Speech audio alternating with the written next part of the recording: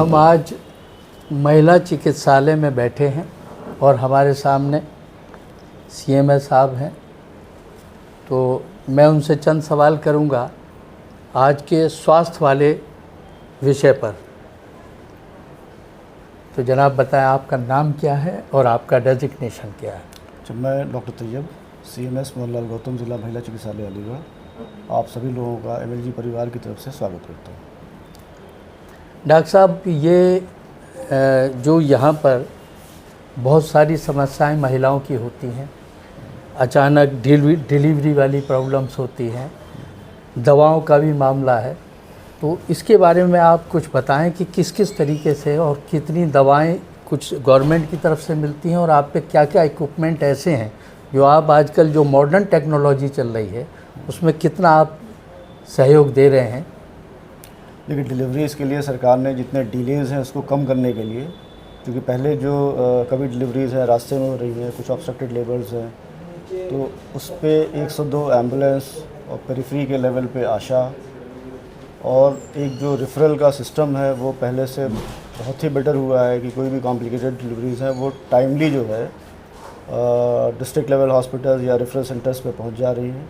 उससे हमारे जो एस्फिक्सिया के केसेस हैं वो कम हो रहे हैं, एमएमआर कम हो रहा है उसकी वजह से। बाकी जो इक्विपमेंट्स की जहाँ तक बात है, उसके बाद भी जो बच्चे किसी वजह से कॉम्प्रोमाइज़ हो रहे हैं या माँओं को प्रसव संबंधी जो है कोई परेशानी हो रही है, उसके लिए 24 घंटे सीज़र की फैसिलिटीज़ हैं। सिज़ेरियन सेक्शंस हमारे पास जो है वो है। उसके अलावा भी जो असिस्टेड डिलीवरीज़ हैं उसके लिए सारे इक्विपमेंट्स जो होने चाहिए वो है हमारे पास। तब भी अगर बच्चे किसी वजह से एस्फिक्सिएटेड हैं या आरडी है या किसी को न्यूनेटल और कोई इश्यूज़ आ रहे हैं, उसके लिए 24 घंटे हमारे पास फंक्शनल एसएनसीयू है, जिसमें कि अगर किसी को रेस्पिरेटरी डिस्ट्रेस है बच्चे को, उसके लिए सीपैप की मशीन है। ये अभी लास्ट ईयर ही हम लोगों को प्रोक्योर हम लोगों ने कराया है। दो सीपैप मशीन है हमारे पास, प्लस एक वेंटी है। साथ में पीएसए प्लांट भी जो है ये पोस्ट कोविड हम लोगों को यहाँ डोनेट हुआ था, जो कि अभी वर्तमान समय में थोड़ा सा उसके सर्विस के इश्यूज़ हैं, लेकिन वो भी जो है इसी महीने उसको हम लोग रिजॉल्व कर लेंगे।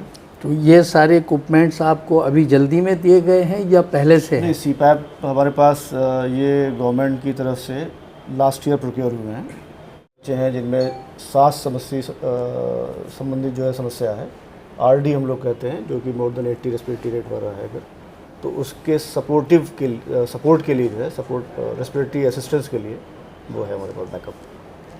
अच्छा डॉक्टर साहब, ये गरीबों को जिनके पास इलाज के लिए भी पैसे नहीं हैं, मेडिसिन्स भी नहीं ले सकते हैं, उनके लिए आपके यहाँ क्या कोई ऐसी स्कीम है या क्या सुविधाएं हैं? दवाएँ सब सेंट्रल गवर्नमेंट सप्लाई है स्टेट से।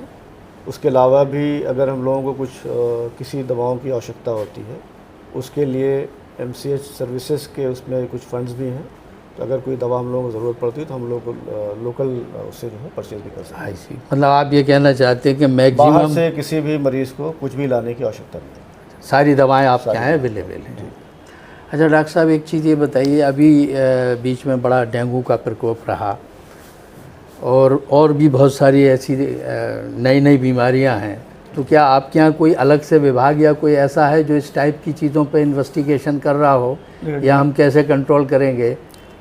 जो भी मच्छर जनित जो भी बीमारियां हैं उसकी हम लोग यहाँ पे रूटीन सारी एजेंसीज़ में स्क्रीनिंग करते हैं, सारी स्लाइड्स बनती हैं सारी एजेंसीज़ की।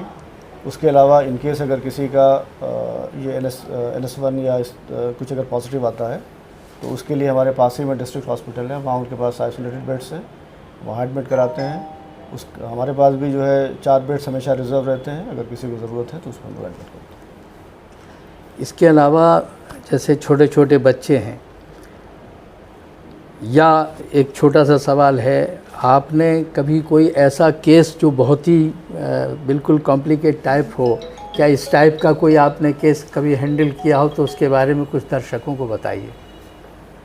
नहीं, हमारे एसएनसीयू का रिज़ल्ट जो है इसकी बेड ऑक्यूपेंसी हमेशा जो है मोर देन 100% रही है। मैं पीडियाट्रिशियन पहले यहीं पे 2021 से था, उसके बाद 2023 से मैं सीएमएस बना हूँ। उससे पहले 2014 से मलखान सिंह में अगर पीडियाट्रिशियन ही थे वहाँ पे। तो यहाँ लेस देन मतलब 1 kg और इवन 900-850 ग्राम्स के बच्चे भी यहाँ पे बच्चे हैं।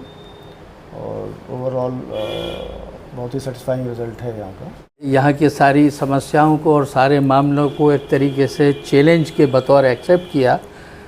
तो मैं दर्शकों को ये बताना चाह रहा हूँ कि गवर्नमेंट की जितनी भी नई नई प्लानिंग्स हैं, और देखिए अभी डॉक्टर साहब का कहना था कि बाहर से कोई भी गरीब आदमी आता है उसको कोई भी दवा बाहर से नहीं लेनी है। इसका मतलब ये है कि स्वास्थ्य विभाग की तरफ से गरीबों के लिए, गरीब महिलाओं के लिए सारी दवाएं फ्री हैं।